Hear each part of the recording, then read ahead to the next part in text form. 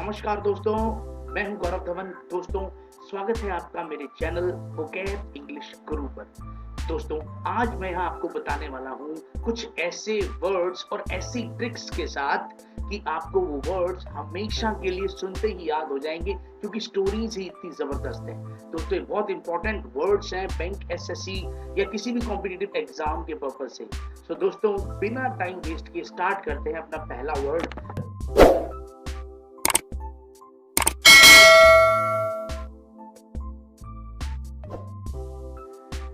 दोस्तों, जो पहला वर्ड आपके सामने है वो है एक्सह्यूम। ये एक वर्ब है।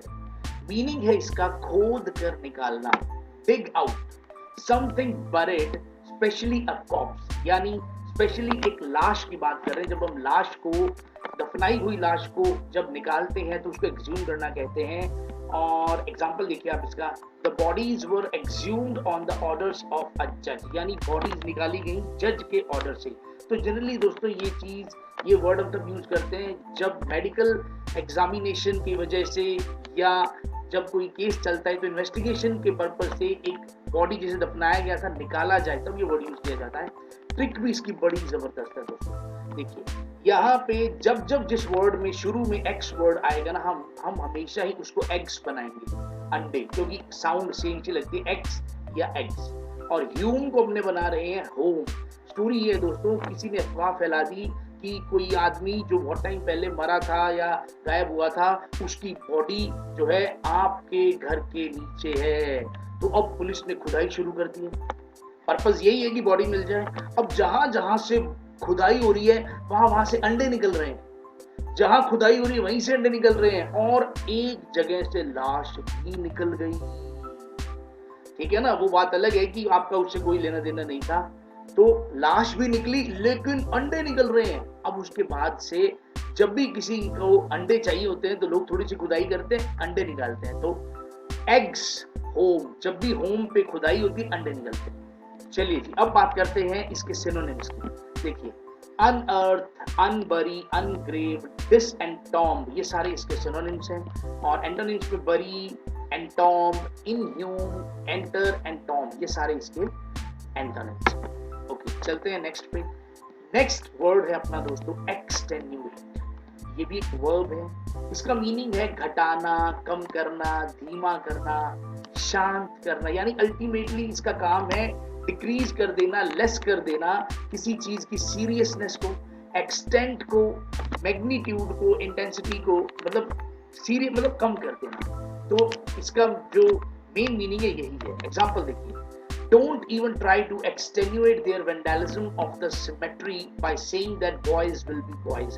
कई बार आपने देखा होगा जब बच्चे कुछ गलत काम कर देते हैं तो घर के बुजुर्ग जो कह देते हैं लड़के तो लड़के ही हैं, यानी उनकी गलती जो उन्होंने की थी उसको आप थोड़ा कम कर रहे हो, जस्टिफाई कर रहे हो, देखा जाए तो उसकी सीरियसनेस को आप कम कर रहे हो, हल्का कर रहे हो। तो यानी वो कह रहे हैं कि आप जो है बच्चों ने जो तोड़फोड़ की है, वैंडलिज्म का मतलब जो तोड़फोड़ की है उन्होंने सिमेट्री पे, सिमेट्री का मतलब भी कोई समाधि, कोई कब्र, इस तरह की चीज को समाधि या कब्र को बोलते हैं। तो उन्होंने जो तोड़फोड़ की है उसको आप ये कह के कम मत कीजिए कि बॉयज विल बी बॉयज, लड़के तो लड़के ही होते हैं। तो देखो इसकी ट्रिक क्या है दोस्तों, इसकी ट्रिक क्या है कि यहाँ पे भी एक्स वर्ड आ रहा है और इसको भी अपने क्या बनाएंगे, एक्स। 10 का मतलब 10, U8 का मतलब U8। तो स्टोरी क्या है इसकी दोस्तों, जब भी आप हाइपर हो जाते हो, जब भी आपको लाइफ में कोई बहुत बड़ा दुख हो जाता है, जब भी कोई ऐसी बात हो जाती है जब आपको शांत करवाना पड़ता है, या जब चाहते हैं कि आपका कोई दुख हल्का हो जाए या कोई दर्द हल्का हो जाए, तो एक ही इलाज है, आपको 10 अंडे खिला दो। तो जैसे ही आपको 10 अंडे खिलाए जाते हैं तो अगर आपका कोई दुख है तो कम हो जाता है, गुस्सा है तो कम हो जाता है, कोई दर्द है तो क्या हो जाता है, कम। ठीक है ना, तो कम करने के लिए आपको 10 अंडे खिलाए जाते हैं, फिक्स्ड हैं। ठीक है, इससे कम हो जाता है। चलते हैं नेक्स्ट पे। देखिए यहाँ पे इसके सिनोनिम्स हैं बहुत सारे, डिक्रीज, डिमिनिश, डाउन प्ले, जो दिख ही रहे हैं आपको, बहुत प्यारे प्यारे वर्ड्स हैं, palliate, whitewash, deodorize type के। और एंटोनिम्स भी हैं, develop, enlarge, expand, extend, grow, increase, raise, यानी सबका मतलब बढ़ाने से। ओके, नेक्स्ट पे चल रहे हैं। देखिए नेक्स्ट वर्ड है अपना एटेन्यूएट। ठीक है, वर्ड सुनने में वैसा लग रहा होगा और इसका मीनिंग काफी कुछ वैसा ही है, लेकिन इसका एक स्पेशल मीनिंग ये है और वो है कमजोर होना, दुर्बल होना, कमजोर होना, दुर्बल होना। Become weaker in strength, value, intensity, magnitude, यानी इसका मतलब कम होने पे है, कमजोर होने में थोड़ा ज्यादा रहता है वैसे।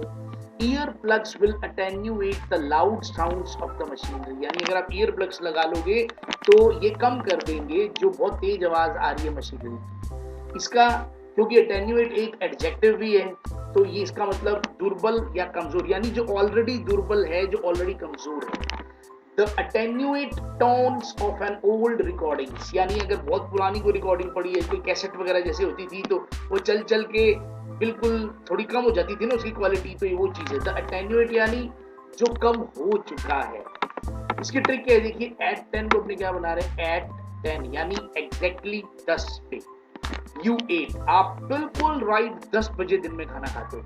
एक 10 सुबह बजते हैं, एक 10 शाम को बजते हैं। अगर एक सेकंड भी ऊपर हो गया या एक सेकंड भी आप पहले नहीं करते और एक सेकंड के जस्ट बाद भी आप खाना नहीं खाते, यानी एग्जैक्टली 10 बजे आप खाना खाते हो। और बहुत बार ऐसा होता है कि टाइमिंग जैसी थोड़ी आगे पीछे होती है तो आप खाना नहीं खाते। तो क्योंकि आप एग्जैक्टली 10 बजे खाना खाते हो, इस वजह से कई बार खाना छूट जाता है और आप कमजोर हो गए हो। दरअसल ये रूल आपके ऊपर लगाया गया है ताकि आप कमजोर हो जाओ, आपका वजन कम हो जाए, ठीक है। तो एट 10 यू एट। देखिए इसके synonyms, break, cheapen, depreciate, depress, devaluate, downgrade, reduce, sink, के सारे इसके synonyms हैं। and appreciate, enhance, markup और upgrade, ये सारे इसके antonyms।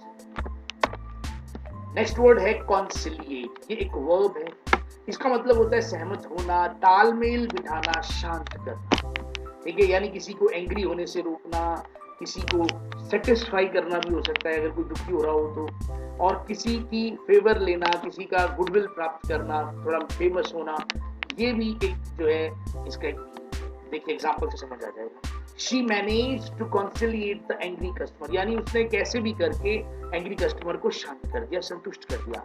The scientists had to conciliate the new results with the existing theories, जो साइंटिस्ट है उनको तालमेल बिठाना ही पड़ेगा अब कि जो न्यू रिजल्ट्स है उनका, जो एग्जिस्टिंग थ्योरीज है उनसे। द आर्ट्स विच कॉन्सिलिएट पॉपुलैरिटी, यानी एक आर्ट जिसे प्राप्त हुई, जिसे मिल गई क्या, पॉपुलैरिटी, उसने गेन कर ली। दोस्तों इसकी स्टोरी क्या है, कौन को तो अपने बना रहे कौन, जैसे हु वाला कौन, सिल्ली का मतलब बना रहे अपने बर्फ की सिल्ली।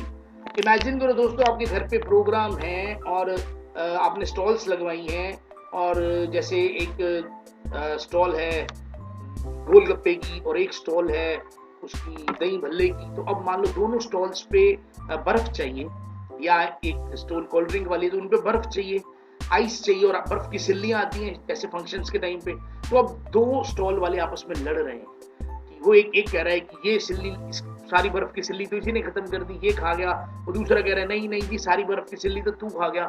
अब जो घर में जो मेहमान आए हैं वो बेचारे ऐसे करके खड़े हैं उनके सामने, लाओ भी दे दो, तो वो तो बेचारे ऐसे करके खड़े हैं भी दे दो, और वो दोनों स्टॉल वाले आपस में लड़ रहे हैं। तो आपने जैसे ही देखा, आपने उन दोनों को समझाया, शांत किया, और आपने कहा मुझे कोई मतलब नहीं कौन बर्फ की सिल्ली खा गया, यू डोंट वरी, तुम अपना काम शुरू करो, अभी बर्फ की सिल्ली दोबारा आ रही है। उनमें तालमेल बिठाया और फिर से काम पे शुरू किया, तो दोनों को शांत किया और जो मेहमान थे उनको भी शांत किया। देखो जी सिनोनिम्स क्या है इसके, अकोमोडेट यानी एक तरीके से शामिल कर लेना, एट्यून थोड़ी ट्यूनिंग बिठाना, कंफर्म करना, coordinate, harmonise, reconcile, and antonyms क्या है इसके, फिर डिसहार्मोनाइज यानी जो चीज खराब है या सिचुएशन को और खराब कर देना। ओके नेक्स्ट देखिए कॉसेट, ये देखो वर्ब भी है नाउन भी है। मीनिंग है इसका खूब लाड प्यार करना, यानी बहुत ज्यादा केयर करना, किसी की ओवर इंडल्जेंट वे में किसी को प्रोटेक्ट करना, बहुत ज्यादा पैम्पर करना जिसका अपने बोलते हैं। तो अब अगर ये नाउन है तो इसका मतलब होता है एक पालतू मेमना, पालतू मेमना, अ पेट लैम्ब। दोस्तों एग्जांपल देखिए इसका, grand parents often कॉसेट the children. अब ये वर्ब का एग्जांपल है इसकी कि ग्रैंड पेरेंट्स जो होते हैं ना, वो जो ग्रैंड चिल्ड्रन होते हैं उनको बहुत ज्यादा लाड प्यार करते हैं, बहुत ज्यादा प्रोटेक्ट करते हैं। तो स्पेलिंग क्या है इसकी, इसको हमने बना रहे कॉस्ट, कॉसेट को क्या बना रहे कॉस्ट, और कॉज को बना रहे हैं बिकॉज, क्योंकि बहुत सारे लोग कॉज बोलते हैं ना, बिकॉज आई वाज बिजी, तो बिकॉज एंड एक वर्ड आ रहा है सेट। तो इमेजिन करो कि आप दो मेमनों का एक सेट लेके आए थे। सेट मतलब एक मेमना मेल था, एक मेमना फीमेल था, तो सेट हो गया ना पूरा। तो आप दो मेमनों का सेट लेके आए थे और आप उनकी इतनी ज्यादा केयर करते हो, खुद नहलाते हो, खुद दिलाते हो, सारा दिन दोनों को उठा के रखते हो, तो आप दोनों की बड़ी केयर करते हो। तो किसी ने पूछा यार मेमने ही तो है, तो आपने कहा मेमने नहीं है, एक एक मेमना 10-10 लाख का है, बहुत कॉस्ट लगी है इनकी।